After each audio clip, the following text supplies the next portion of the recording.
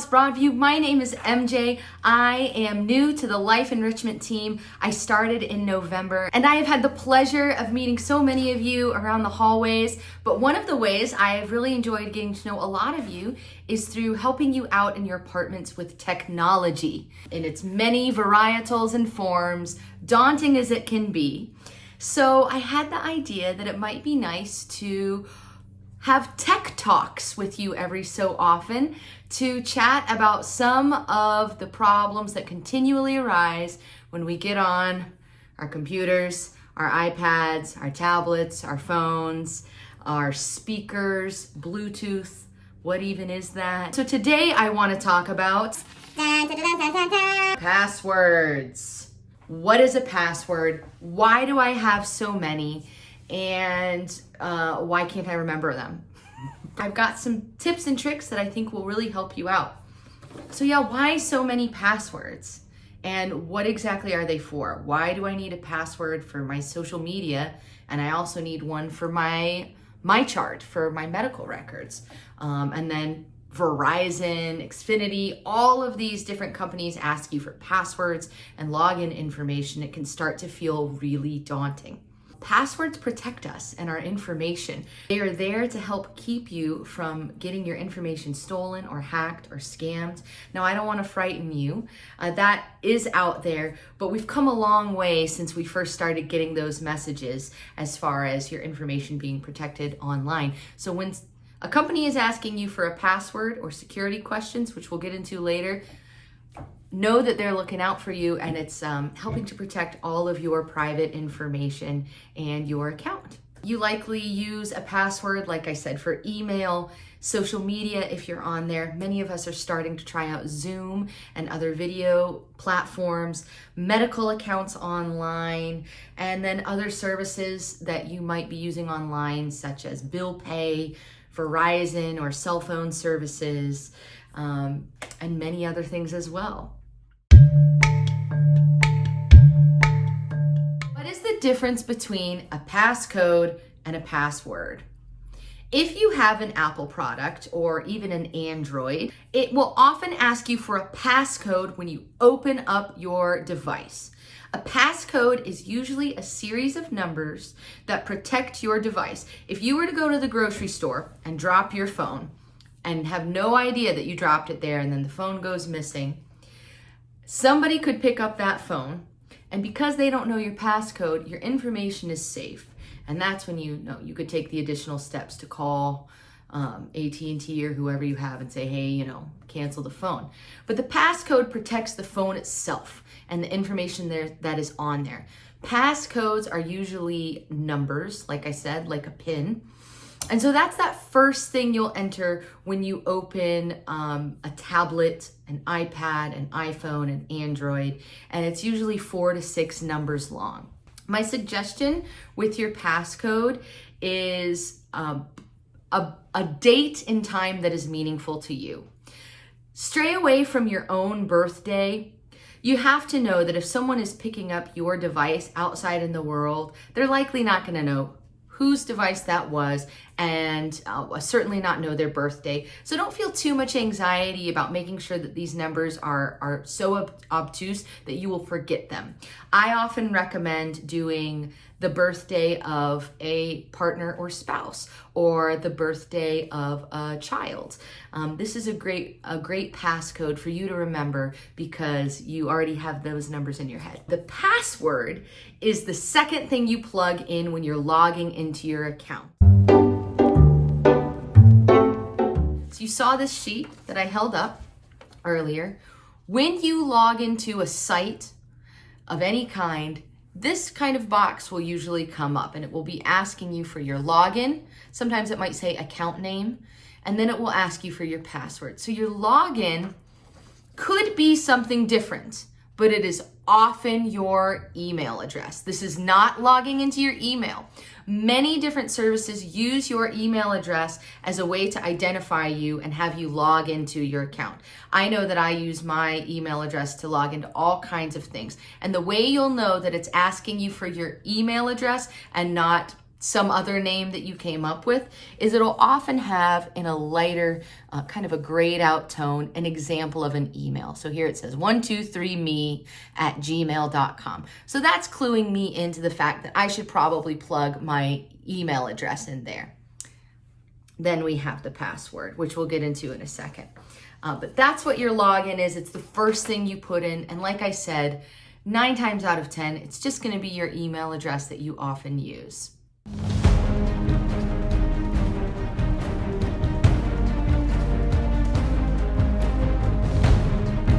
How do I remember my password? I have 4,000 passwords. My kid came to visit and logged me into Zoom, and they gave me a password, and I have no idea what it is, and I wrote it down on a piece of paper, but I left it outside my neighbor's door. And Passwords, they're daunting, and you're not alone. Lots of people feel daunted by passwords and how many that they have. I have a simple technique to help you remember what your passwords are and to help keep your accounts secure. And this is coming up with a formula. Just like going back to 8th grade math, come up with a formula that you know and can remember. So I'm going to give you a couple of examples and then how that would translate into a password. So my formula could be something like my birth year, the first 3 letters of the site, the name of my first pet, and then some sort of symbol. You will notice that sometimes when you are building an account or if someone is helping you build an account, it will say you need to use at least an uppercase letter. You need to use a symbol. You need to use numbers. And I like to make sure my formula includes all of those things. And then if a particular account doesn't want a symbol, then I know I'll just eliminate that symbol. Or if they don't want uppercase, I know I just move it to lowercase. Back to our example here. So if this were my formula that I've come up with, I know that for every single site I use, this is what it's gonna look like. So I was born in 1988, so I'm gonna put 88 for my birth year. First 3 letters of site. So I'm imagining for this first password, I'm signing into Zoom. So I have 88 ZOO, because those are the first 3 letters of the site. And the name of first pet. So I put Spots, and I decided to put Spots in all caps. That's part of my formula I'm setting up. And then I put an asterisk, so I have that symbol. So that is my unique password for Zoom. 88 zoo spots asterisk. And this is all hypothetical. These aren't my actual passwords. So next, my next example would be, let's translate this password to Verizon. I'm trying to log on and see my bill or what I'm paying for my cell phone. Same thing, 88 VER being the first 3 letters of the site. VER short for Verizon. Spots, again in all caps, and then an asterisk. Last one, I'm pretending like I'm signing into Facebook. 88 FAC, the first 3 letters in Facebook, Spots in all caps, and then asterisks again. So you want to choose things for your formula that are constants. This will come up again. Things that aren't changing. My first pet was named Spots. If I put in here favorite color, well, you know, my favorite color when I was a little kid was red, but now it's blue, but I like to wear orange.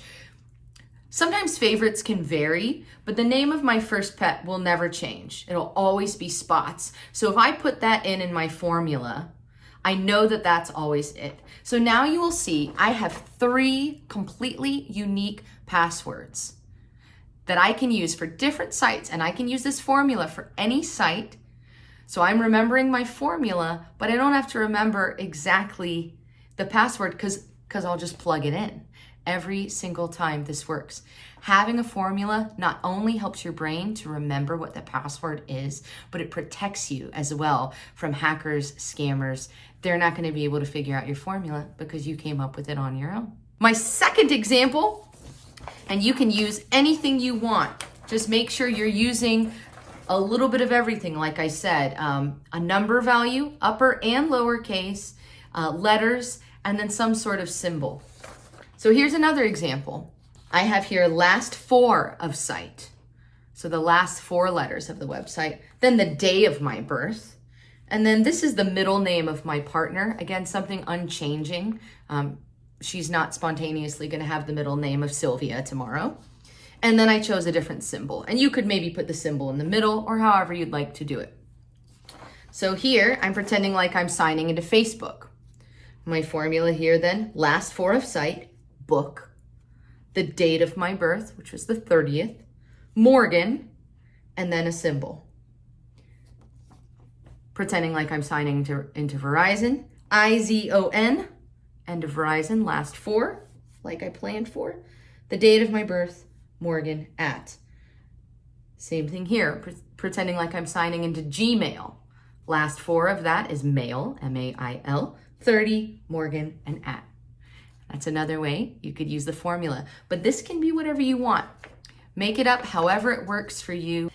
Now, sometimes this can be frustrating because you have old passwords from years ago and new passwords. I encourage you to use this formulaic idea to reset all your passwords so then you know exactly what you have.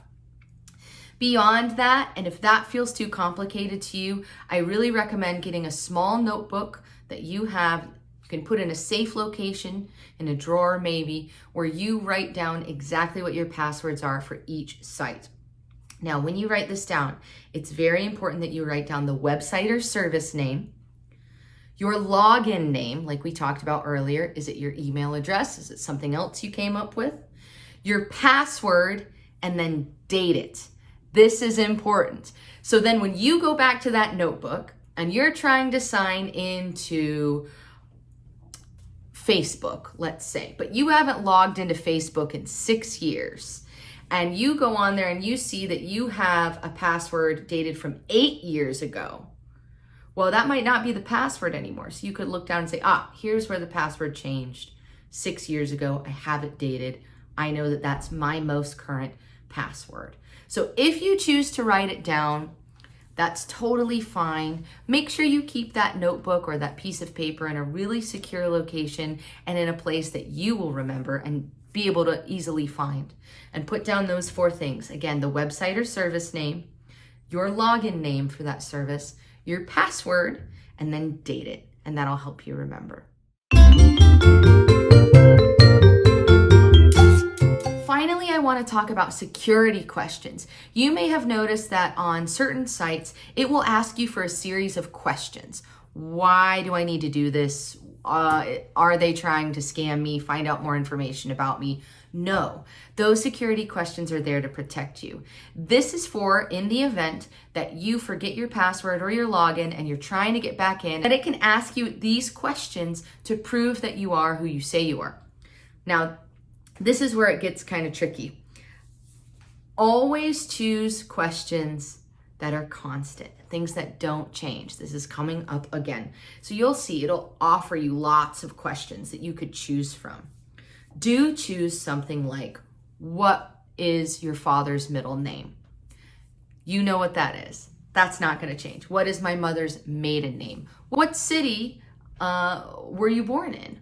Questions like that don't change. Things like favorite food, favorite color. I even try to stray away from things that are in the too distant past. Sometimes it will ask for a favorite teacher or name of your teacher in 2nd grade. I may or may not remember that readily. And you also might have misremembered it when you put it in. But information that you know that isn't going to change, those are the things you want to put in for your security questions. Great. I think that's all I have today on passwords and accounts. I am delighted to be able to help you out with some technology in your homes, but I hope this video can help serve you to solve some of these problems on your own. Do reach out to us in Life Enrichment if you have any questions or if you have any topics you would like me to cover in Tech Talks.